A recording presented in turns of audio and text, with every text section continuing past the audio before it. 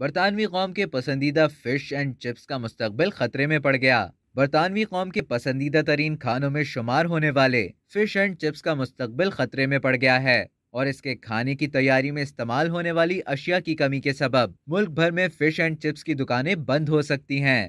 Business leader نے حکومت سے کہا ہے کہ وہ اشیاء کی قلت پر قابو پانے کے لیے طویل المدتی حکمت عملی بنائے، ورنہ فش اینڈ چپس کی 1/3 دکانیں بند ہونے پر مجبور ہو جائیں گی۔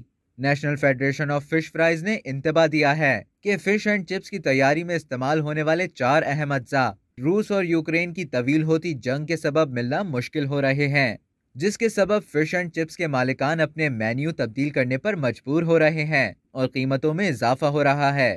برطانیہ سن فلاور آئل کے لیے یوکرین پر انحصار کرتا ہے، لیکن جنگ کے سبب یہ دستیاب نہیں اور متبادل کے طور پر استعمال ہونے والی اشیاء اور پام آئل کی قیمتوں میں اضافہ ہو گیا ہے۔ فش اینڈ چپس میں استعمال ہونے والی 40% کوڈ اور ہیڈک فش بھی روس سے آتی ہے، آلو بھی روس سے آتے ہیں، اور اب ان کی قیمتوں میں 3 گنا اضافہ ہو گیا ہے، جبکہ تلنے سے قبل فش پر لگایا جانے والا آٹا بھی اسی خطے سے آتا ہے۔ ان اشیاء کے مہنگے ہو جانے کے سبب فش اینڈ چپس شاپس مالکان کا منافع کم ہو گیا ہے۔